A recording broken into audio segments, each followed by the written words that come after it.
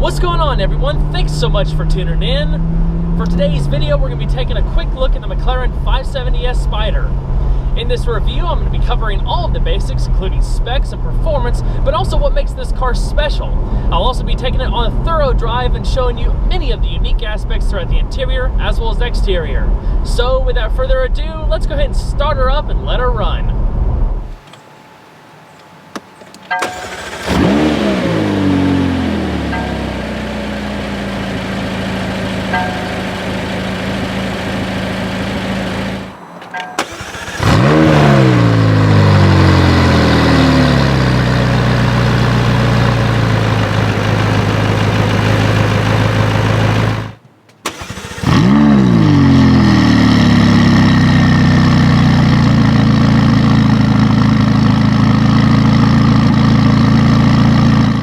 When McLaren first launched the all-new 570S Coupe back in 2016, it paved the way for their third and final product lineup known as the Sport Series.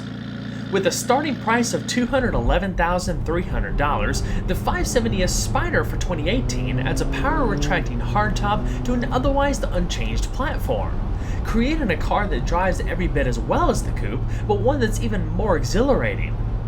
At this price point, there's some pretty steep competition, but this one still stands out as feeling more exotic. After all, it borrows many design elements from McLaren's Super and Ultimate series. Like many sports cars of this caliber, aerodynamics play a crucial role in the overall design. Everything you see serves some sort of function, whether it be to generate downforce, promote cooling, or just to reduce air turbulence. The floating door tendons are particularly unique. Inspired from the P1, they help channel large volumes of air into the side intakes. Aside from the rear upper body design, the Spider is identical to the Coupe, a mashup of superformed aluminum panels, carbon fiber, and composites. The 570S is also the only car in its segment to feature a carbon fiber monocoque. The inherent strength that comes with it means that the Spider retains the same structural rigidity as the Coupe without the need of additional reinforcements. The monocoque weighs just 165 pounds and is 25% stiffer than a comparable aluminum structure. Front and rear aluminum subframes bolt up to the monocoque and provide support for the suspension and powertrain. The Spider's two-piece composite roof can be opened in just 15 seconds at speeds of up to 25 miles per hour. It folds neatly and quietly beneath a hard tonneau cover. When the top is up, the lines mirror those of the Coupe, so you're not losing anything aesthetically. In fact, when looking from afar, the two appear almost identical. Only when the top is down can you really appreciate the differences in design. Of course, aerodynamics were optimized to ensure that, at least when the top is up, you have the same acoustic insulation as you would in the Coupe and the same coefficient of drag. In between the seats, there's an electrically operated window that also doubles as a wind deflector to mitigate air turbulence and buffeting. In fact, you can easily have a conversation and enjoy the infotainment system even at higher speeds. Or you can just take in the aural pleasure of having the engine and side intakes right at your head. The only real penalty with opting for the convertible is a slight weight gain of 101 pounds. This figure is directly related to the top mechanism itself.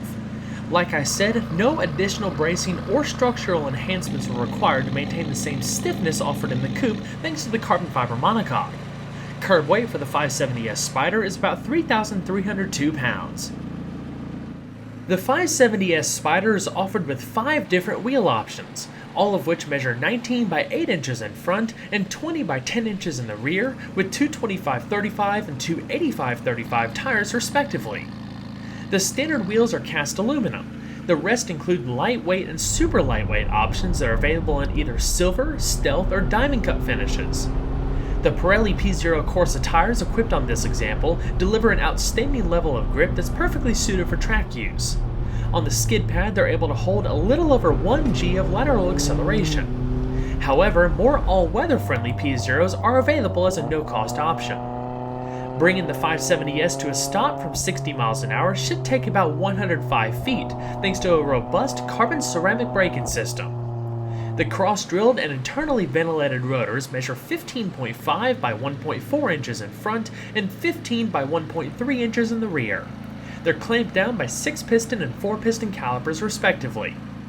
McLaren's electro-hydraulic rack and pinion steering system stands out amongst the competition by its tactility.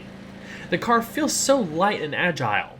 It feels almost as if it's continuously predicting your next move, very responsive and communicative. Another thing worth mentioning is the excellent visibility. The windshield is taller than it is wide, the cowl is nice and low, and the front wheel arches sit directly over the front wheel center points, allowing for greater precision on turn-in as you know exactly where the car is sitting on the road at all times. A four-wheel independent double wishbone suspension delivers the sharp handling you'd expect from any McLaren. One major difference with the Sport Series models is that they do without McLaren's proactive chassis control system in favor of conventional front and rear anti-roll bars. You still have the 3-mode adaptive dampers though that allow some degree of suspension tuning with regards to wheel articulation and compliance. That being said, the ride quality is stiff. You will feel everything down to the littlest road crack. Body roll is practically non-existent. When the suspension is set to normal, everything is still fairly compliant to ride pretty well and filter out the rough patches. In the center console, if you press the button labeled Active, it unlocks the ability to alter handling and powertrain behavior via 3 modes: Normal, Sport, and Track. By independently controlling the chassis and powertrain, you can really dial in the car's behavior to suit your driving style. For example, if you want the softest dampers but the more aggressive shift strategy, all you have to do is twist the dials accordingly. There's also buttons that allow you to alter traction and stability control, switch between automatic and manual shifting, engage launch control, and disable the auto start stop fuel saving feature. The 570S is powered by a mid-mounted twin-turbo 3.8-liter V8. The engine resides underneath a fixed cover with plenty of mesh vents and open sections at the tail end to facilitate heat extraction. It's constructed using aluminum for the block and heads and features dual overhead cams, 4 valves per cylinder, variable intake and exhaust valve timing, dry sump lubrication, and a flat plane crankshaft. Fuel is delivered via sequential multi-port injection with a compression ratio of 8.5 to 1. Peak output is 562 brake horsepower at 7,500 RPM and 443 pound-feet of torque between 5,000 and 6,500 RPM. Maximum engine speed is 8,500 RPM. Numbers are one thing, but what really matters is the massive smile that comes to your face when you hammer the throttle. This thing is ridiculously quick. Considering how little it weighs, the 570S Spider is able to rocket to 60 miles an hour in just 3.1 seconds and fly past a quarter mile in 11 seconds. With the roof closed, it'll top out at 204 miles per hour, just like the coupe. With the top down, it's drag limited to 196 miles per hour. All of that power is sent to the rear wheels through a 7-speed dual-clutch transmission. It's operated by a button panel in the center console. Like I touched on earlier, you can either leave the car to shift automatically or you can take control of it yourself with the rocker-type paddle shifters on the back of the steering wheel. Each pull of a paddle is accompanied by a satisfying clink.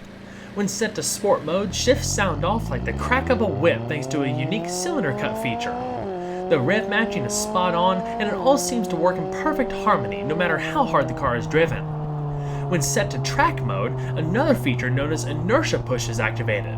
It works above 5,000 RPM and from 60% throttle input to harness the inertia of the flywheel and deliver an impulse of torque as the next gear is engaged. This delivers the next gear before the engine speed drops for strong and continuous acceleration. Shift times are quick to say the least. Rather than implementing a limited slip differential out back, the 570S uses an open differential with a brake-based torque vectoring system called brake steer. By selectively braking the rear wheels, it helps mitigate understeer to ensure that power is always going to the wheel with the most traction, all while saving weight and reducing component complexity. Just 5 minutes behind the wheel is all you need to be able to see how magical of a setup this is. The 570S comes standard with an aggressive sound and exhaust system. For even more sound and a bit of weight savings, an Inconel sport exhaust system is also available. The 570S carries a 19-gallon tank and requires premium unleaded. Estimated mileage ranges between 16 miles per gallon in the city and 23 miles per gallon on the highway. Expect an average of about 19 miles per gallon. The interior of the 570S is characterized by a variety of floating and layered elements to create a greater sense of openness and hint towards the car's lightweight design. McLaren's signature dihedral doors continue to make a statement and are available with a soft close option. As expected, the quality of materials are first rate. With excellent ergonomics and a clean, minimalist layout, there's little in the way of distractions. Everything is focused around the driver and is easily understood. Like any McLaren, you have a choice between a seemingly endless list of options for true personalization. As far as seating, there's two different styles. The standard seats offer good, well-rounded comfort and lateral support for everyday use. They also make great use of the lower sills for easier ingress and egress. For a more at-one feeling with the car, especially if you plan on regular track use, you might want to consider the optional carbon fiber racing seats. As far as safety, the 570S comes with 6 airbags, including 2 front, 2 side, and 2 knee airbags. Each door also has a manual release lever. The best thing about this car is how it was designed to not only deliver incredible joy out on the road, but that it's a very livable car for the performance it's capable of. So now let's go ahead and see how she sounds.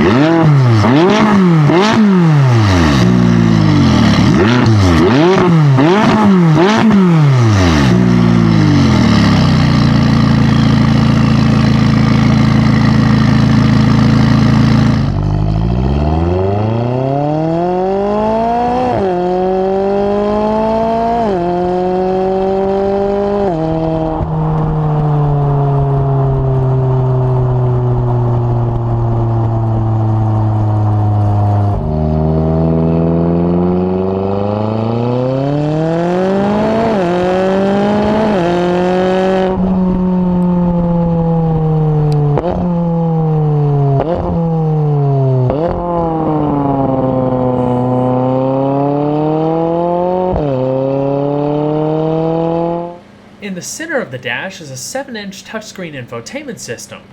Unlike McLaren's of the past, the screen is not connected to the transmission tunnel, freeing up storage space and making it easier to access the cup holders below the dash. The vertical orientation of the screen also makes it possible for the driver and passenger to sit closer to the car's center line. The 570S offers 3 different audio systems. Along with the bass 4-speaker and mid-range 8-speaker setups, there's a top-of-the-line Bowers & Wilkins surround sound system. As shown here, it develops 1,280 watts of power through 12 speakers and a 14-channel amplifier. The infotainment system contains a lot of media options such as satellite radio and Bluetooth streaming, not to mention navigation, hands-free telephone, and a variety of apps such as real-time weather updates. The entire climate control system is also routed through here for simplicity and weight savings. It's all fairly intuitive. Another cool option is the track telemetry system, which records laps or sector times with accompanying vehicle information. You can even take it one step further by opting for the setup that has 3 track telemetry cameras. While cars like this are not known for their practicality, the 570S Spider does have class-leading cargo space. Up front, you have 144 liters, which converts to about 5 cubic feet worth of space. If you put the top up, you can also use the area underneath the tonneau cover to store some additional items. But your vast amount of space is up front. There's a small storage net, illumination, and a power outlet.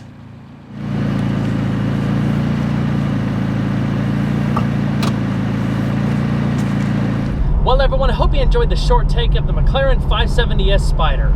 Be sure to stay tuned next time, leave a like and subscribe today. There's always a lot more where that came from. Take care everyone.